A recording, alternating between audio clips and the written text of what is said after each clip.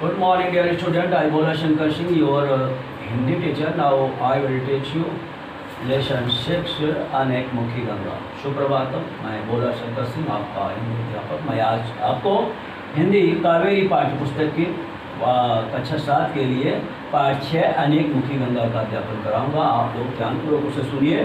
पहले हम पाठ को पूरी तरह पढ़ लेते हैं, उसके प्रश्नों को देख लेते हैं, फिर उसके अभ्यास प्रश्नों को करते हैं। तो चलते हैं पाठ की ओर।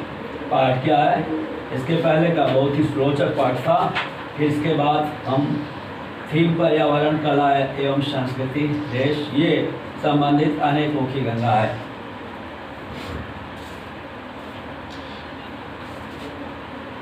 तो अनेक मुखी गंगा ये पाठ का नाम है। हमारे देश में नदियों को माता के समान पूजा जाता है,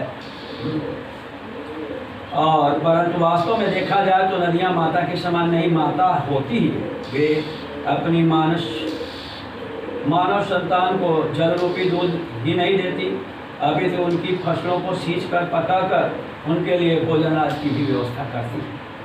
तो ऐसी पवित्र यशस्विनी माताओं को प्रदूषित करके उनका प्रदूषित ना करके उनका सम्मान करना चाहिए। जीवन कौशल है, प्रभावी संप्रेषण है, समस्या समाधान की क्षमता, नैतिक मूल्य है, प्रकृति प्रेम है, पर्यावरण सुरक्षा, सौंदर्य बोध। तो ये रहा आज का पाठ। अनेक मुखी गंगा, अनेक प्रकार से अनेकों जगहों से बहती हुई गंगा हमारे लिए कैसी लाभदायक है, इस पाठ में बताया गया है। नदी को यदि कोई उपमा शोभा देती है तो वह माता की। नदी कह रहे हैं, लेखक शुरुआत करता है, प्रारंभ करता है यहाँ से कि नदी को अगर कोई उपमा दी जाए तो माता की, उसे अच्छा भी लगता है। नदी के किनारे पर रहने से अकाल का डर तो रहता ही नहीं। मेघ राजा जब धोखा देते हैं, जितना नदी माता ही हमारी फसल पकाती है। तो नदियों के किनारे जो शहर, गाँव और प्रदेश बसे हुए हैं, उन्हें अगर अनावृष्टि हो जाए तो नदी उनके लिए उपयोगी है, क्योंकि ये नदियाँ वर्षा के जल से नहीं बल्कि हिमालय की और अन्य बर्फीली चट्टानों से पानी से भरी रहती हैं वर्ष भर, और इनसे फसलें पक जाती हैं, फसलें पैदा होती हैं। नदी का किनारा यानी शुद्ध और शीतल हवा।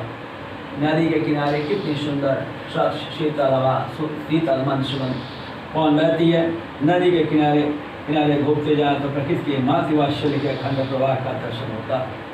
यदि हम नदी के किनारे घूमते हुए पहुँचे तो हमें लगता है कि हम अपने माँ के पास हैं।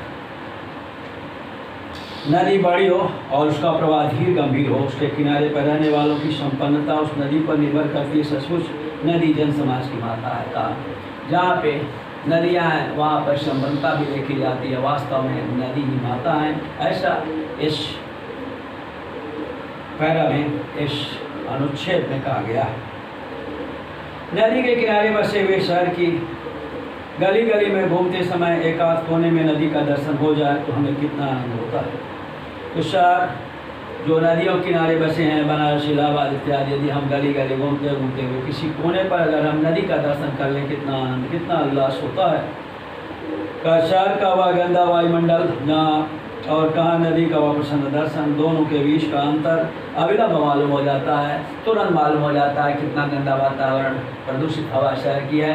अगर हम नदी के किनारे पहुंच जाएं और शहर नदी के किनारे हो तो कुछ समय के लिए हम अपना समय अच्छे वातावरण में बिता सकते हैं। नदी ईश्वर नहीं है बल्कि ईश्वर का स्मरण कराने वाली देवी है। नदी अगर भगवान नहीं है तो ईश्वर का याद जरूर दिला देती है। यदि गुरु को वंदन करना आवश्यक है तो नदी को भी वंदन करना उचित है। जैसे गुरु ब्रह्मा, गुरु विष्णु, गुरु देवो महेश्वरा, गुरु साक्षात परम ब्रह्म तस्मै श्री गुरुवे नमः। उसी तरह हमें नदी की भी वंदना करनी चाहिए। यह तो हुई सामान्य नदी की बात, किंतु गंगा तो आर्य जात की माता है।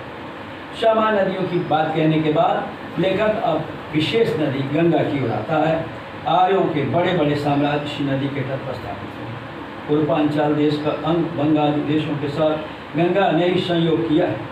आज भी हिंदुस्तान की आबादी गंगा के तट पर सबसे अधिक है और गंगा के किनारे ही बहुत बड़ी हिंदुस्तान की आबादी निवास करती है। जब हम गंगा का दर्शन करते हैं तो हमारे ध्यान में केवल फसल के लहराते खेत ही नहीं, न केवल माल से लदे जहाज ही आते हैं, बल्कि वाल्मीकि का काव्य, बुद्ध महावीर के विहार और अशोक समुद्रगुप्त हर जैसे सम्राटों के पराक्रम, तुलसी या कबीर जैसे संत जनों के भजन सबका एक साथ स्मरण हो जाता है। क्योंकि ये लोग भी गंगा के किनारे 80 घाट के पर तुलसीदास जी लिखा करते थे। वाराणसी में कबीरदास जी जो जिनका भेंट रामानंद से हुआ था तो घाट पर ही हुआ था, तो उन्हें बरबस याद आ जाते हैं कि उनको गंगा के दर्शन का एक ही प्रकार नहीं है। गंगोत्री के पास छाद्य प्रदेश में इसका खिलवाड़ी कन्या रूप, उत्तर काशी की ओर रुकर चीड़ देवदार के काव्यमय प्रदेश में मुग्धारो, देवप्रयाग के पहाड़ी और सकरे प्रदेश में चमकीली अलकनंदा के साथ उसकी अकेलियाँ, लक्ष्मण जोड़े के विकराल पास से छूटने के बाद हरिद्वार के पास उसका अनेक धाराओं में सूक्ष्म विहार, कानपुर से सटकर जाता हुआ उसका इतिहास प्रवाह, प्रयाग के विशाल तट पर हुआ उसका कालिंदी के साथ यमुना के साथ त्रिवेणी संगम, सभी शोभा कुछ निराली ही है। एक दृश्य देखने पर दूसरे की कल्पना नहीं की जा सकती। प्रत्येक का सौंदर्य अलग अलग, वातावरण अलग, महात्मा एक चीज़ को देख करके वह हम कल्पना नहीं कर सकते। अलकनंदा में देखें वह आनंद कुछ और है, और लक्ष्मण झूले के पास देखें गंगा को आनंद और है, हरिद्वार में देखें वह आनंद कुछ और है, और प्रयाग में देखें वह आनंद और है। सबका अलग अलग अपना अलग आनंद है और महत्व भी सबका अलग अलग है। प्रयाग से गंगा अलग स्वरूप धारण कर लेती है। कहाँ से गंगा अलग स्वरूप धारण करती हैं तो उत्तर होगा प्रयाग से गंगा अलग स्वरूप धारण करती हैं। प्रयाग के पास यमुना आकर मिलती है। यमुना का तो पहले से ही दोहरा पाठ है, वह खेलती कूदती हैं किंतु क्रीड़ा सख्त नहीं मालूम होती। गंगा शकुंतला जैसी तपस्वी कन्या दिखती हैं, काली यमुना द्रौपदी जैसी माननीय राजकन्या मालूम होती हैं। शर्मिष्ठा और दयानी की कथा जब हम सुनते हैं तभी प्रयाग के पास गंगा और यमुना को बड़ी कठिनाई के साथ मिलते हुए शुक्ल के प्रभावों का स्मरण आ जाता है। तो सीता सीता दोनों अलग अलग प्रतीत होते हैं। हिंदुस्तान में अगली नदियाँ, इसलिए संगमों का भी कोई पार नहीं। इन सभी संगमों में हमारे पुरखों ने गंगा यमुना का संगम सबसे अधिक पसंद किया और इसलिए उनका प्रयागराज जैसा गौरवपूर्ण नाम रखा। पिछली 5 शताब्दियों में जिस प्रकार हिंदुस्तान के इतिहास का रूप बदला, उसी प्रकार दिल्ली, आगरा, मथुरा, वृंदावन के समीप आते हुए यमुना के प्रवाह के कारण यमुना का स्वरूप भी प्रयाग के बाद बिल्कुल बदल गया है। प्रयाग के बाद गंगा कुल बधू की तरह गंभीर सौभाग्यवती दिखाई देखती हैं। इसके बाद उसमें बड़ी बड़ी नदियाँ मिलती जाती हैं। यमुना का जल मथुरा, वृंदावन से श्री कृष्ण के संस्मरण अर्पण करता है, जबकि अयोध्या होकर आने वाली सरयू आदर्श राजा रामचंद्र के प्रतापी किंतु करुण जीवन की स्मृतियाँ लाती हैं। तो यमुना राम के आदर्श और करुण जीवन की स्मृतियाँ लाती हैं। दक्षिण की ओर आने वाली चंबल नदी रंती देव के यज्ञताप की बातें करती हैं, और जबकि महान उलाल करता हुआ सोनभद्र सोन नदी गजग्राह के कारण द्वंद्व युद्ध की झांकी का वर्णन करता है। इस प्रकार हृष्ट पुष्ट बनी हुई गंगा पाटलिपुत्र के पास मगधराज जैसी विस्तीर्ण हो जाती हैं, फिर भी गंगा सबसे अधिक विस्तीर्ण मगधराज में बिहार में हो जाती हैं। अमूल्य का अवकार बार ग्रहण का दृष्टि नहीं। जनक और अशोक की, बुद्ध और महावीर की प्राचीन भूमि से निकलकर आगे बढ़ते हुए गंगा मानव सोच में पड़ जाती है हमें कहाँ जाना चाहिए। अब इतनी प्रचंडवारी राशि अपने अमोघ वेग से पूर्व की ओर बह रही हो तो उसे दक्षिण की ओर मुड़ना क्या कोई आसान बात है। फिर भी वह उस मोड़ को उस ओर मुड़ गई। 2 सम्राट या 2 जगत गुरु जैसे एकाएक एक दूसरे से नहीं मिलते, वैसे ही गंगा और ब्रह्मपुत्र कहा है। दोनों महानदियाँ गंगा और ब्रह्मपुत्र एक साथ नहीं मिलती हैं। ब्रह्मपुत्र हिमालय कुछ पार का सारा पानी लेकर असम से होते हुए पश्चिम की ओर जाती है, और गंगा इस ओर से पूर्व की ओर बहती है। उनकी आमने सामने भेंट कैसी हो, कौन किसके सामने पहले झुके, कौन किससे पहले रास्ता दे।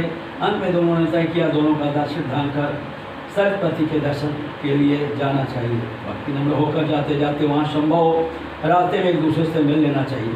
इस प्रकार गोवालंदी के पास जब गंगा ब्रह्मपुत्र का विशाल जल आकर मिलता है तब मन में संदेह पैदा होता है कि सागर और क्या होता हो। विजय प्राप्त करने के बाद गंगा और ब्रह्मपुत्र जहाँ मिलती हैं वहाँ एक समुद्र दृश्य दिखाई देता है। इस विजय प्राप्त करने के बाद कसी हुई खड़ी सेना भी जिस प्रकार अव्यवस्थित हो जाती है, विजयी वीर मन में आए वैसे जहाँ तहाँ घूमते हैं उसी प्रकार हाल इसके बाद इन दो महानदियों का होता है। अनेक मुख्य द्वारों से सागर में जाकर मिलती हैं। प्रत्येक प्रवाह का नाम अलग अलग है। कुछ प्रवाहों के तो एक से अधिक नाम है। गंगा और ब्रह्मपुत्र एक होकर पद्मा, यह अनेक मुखी गंगा पहले की तरह हमें पद्मा के ऊपर यही आगे जाकर मेघना के नाम से पुकारी जाती है। अनेक मुखी गंगा पहले की तरह ही हमें अनेक प्रकार की समृद्धि प्रदान करती है, किंतु हमारे निर्बल हाथ उसको उठा नहीं सकते। तो ये अनेक मुखी गंगा के बारे में वर्णन किया गया है। मातृवात्सल्य मदर्स लव, ये है शब्दार्थ, आप इसे सुनेंगे और इसे अपनी उत्तर पुस्तिका पर लिखेंगे। हिमाच्छादित कवर्ड विद स्नो, बर्फ से ढके स्वच्छंद, फ्री स्वतंत्र, क्रीड़ासक्त, प्लेफुल, खेलती हुई, पुरखों, फॉर फादर्स, पूर्वजों, कोलाहल, लाउड साउंड, अप्रोर, ये शोर, दारुण, राइट राइट, फुल, भयानक, सरितपति, नदियों का स्वामी, सी, समुद्र, अविलंब, इमीडिएट, जल्दी, पॉश, लूप, बंधन, और महात्म, इम्पोर्टेंस, महत्व, माननीय, सेल्फ रिस्पेक्टेड, स्वाभिमानी, संस्मरण, मेमोरीज, मधुर यादें, गजगरा, एलिफेंट एंड क्रोकोडाइल, हाथी और मगर, विस्तीर्ण, एक्सपेंडेड, इसका फैलाव अधिक हो, समृद्धि, प्रॉस्पेरिटी, संपन्नता, ये शब्दार्थ है इस बात का।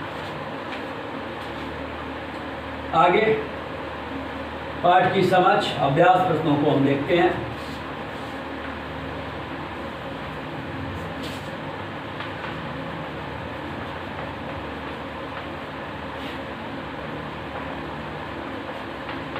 अभ्यास प्रश्न पहला है श्रुतलेख।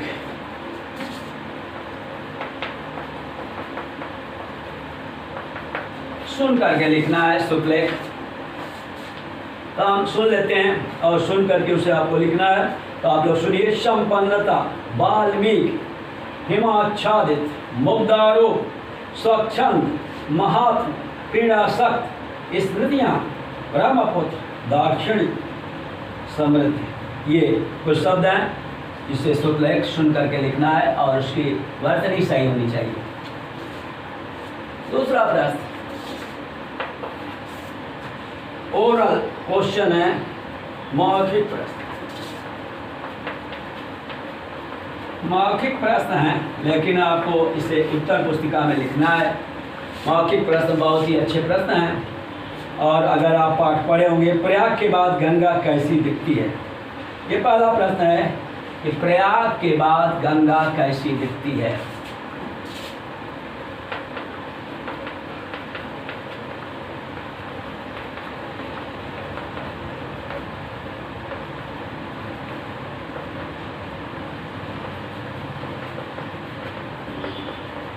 ये प्रश्न है कि प्रयाग के बाद गंगा कैसी दिखती है। अब जब प्रयाग में पहुंचती है गंगा,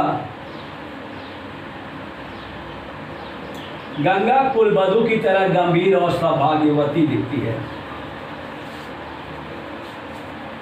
उत्तर है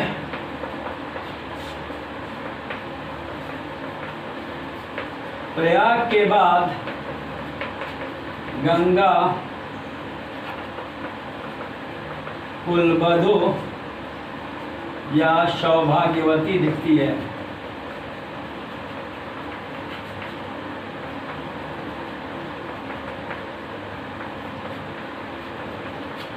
तो गंगा प्रयाग के बाद कैसी दिखती है, तो यहाँ उत्तर हो जाएगा प्रयाग के बाद गंगा कुलवधू की तरह सौभाग्यवती दिखती है, गंभीर सौभाग्यवती दिखती है। सरयू नदी किसकी याद दिलाती है?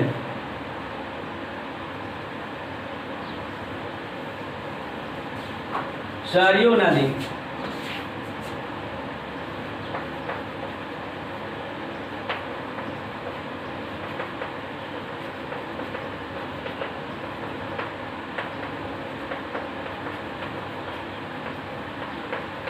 उत्तर हो जाएगा सरयू नदी रामचंद्र के प्रताप एवं करुणा की याद दिलाती है।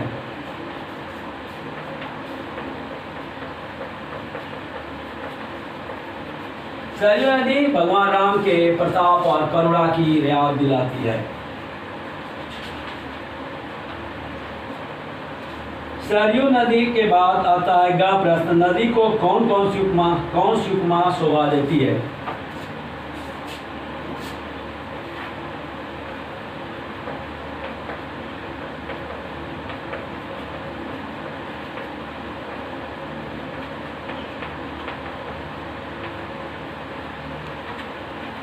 तो ये प्रश्न है कि नदी को कौन सी उपमा शोभा देती है, तो सबसे अधिक नदी को माता की उपमा शोभा देती है।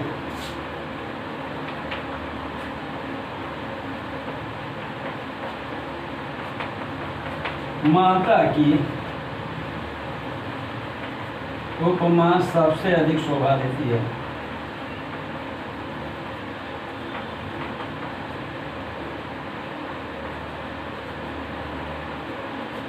मातृ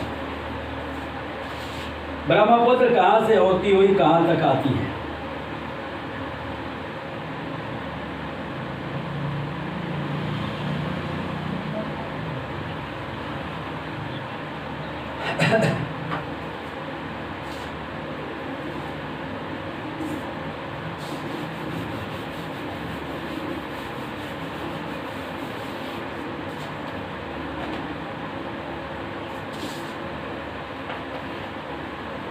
चौथा प्रश्न है, ब्रह्मपुत्र कहाँ से होती हुई कहाँ तक आती हैं?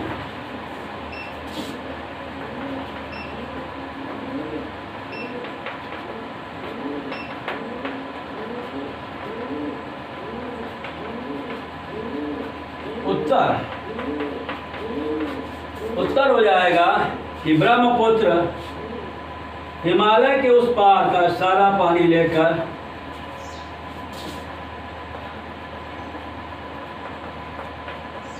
हिमालय के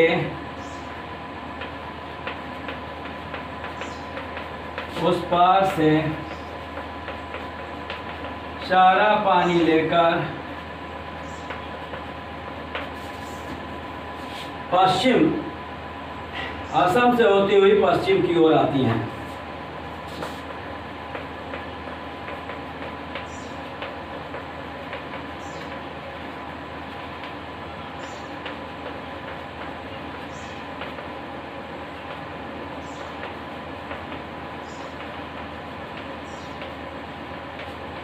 असम से होती हुई पश्चिम की ओर आती है।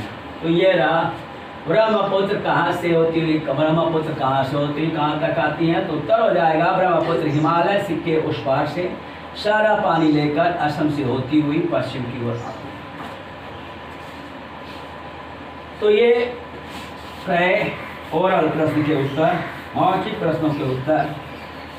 अब हम तीसरे प्रश्न की ओर चलते हैं। पहला शुक्लेख था, दूसरा वो मौखिक प्रश्न थे और तीसरा है बहुविकल्पी प्रश्न है। सही विकल्प पर सही का चिन्ह लगाना है। तीसरा का पहला है मेघराजा जब धोखा देते हैं तो नदी माता पकाती है फसल। इसमें दाल रोटी सब्जी तो दा है फसल। का दा फसल, का दा फसल, ये तीसरे के का दा फसल। खा नदी के किनारे कैसी हवा मिलती है? गर्म, शुष्क, शीतल और मंद। तो शीतल हवा है शीतल हवा। अभी पाठ जो पढ़े होंगे वो आसानी से इस प्रश्न का उत्तर दे सकते हैं। आज भी हिंदुस्तान की आबादी इस तट पर सबसे अधिक है। यमुना, नर्मदा, गंगा, सतलज। तो गंगा गा का उत्तर सही है, गंगा। गा प्रश्न है, पिछली कितनी शताब्दियों में हिंदुस्तान के इतिहास का रूप बदला? 7, 3, 5 और 10।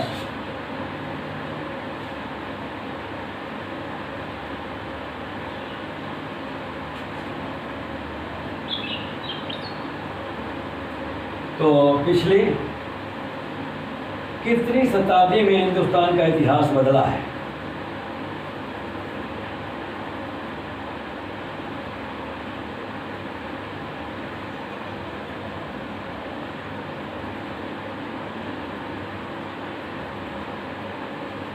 तो इसका उत्तर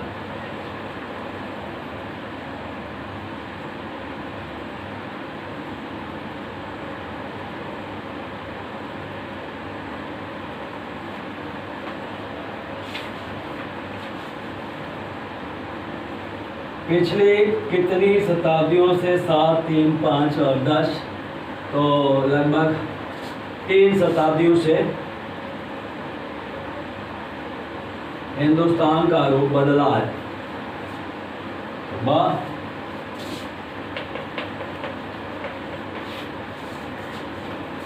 लिखेंगे 3।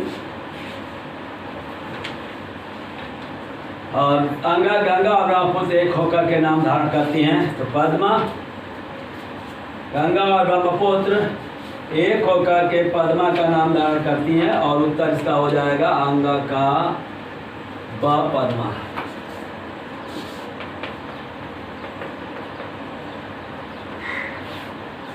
अंगा का ब पद्मा।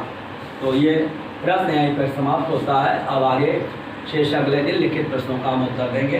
तब तक आप इसे अपने उत्तर पुस्तिका पर लिखेंगे।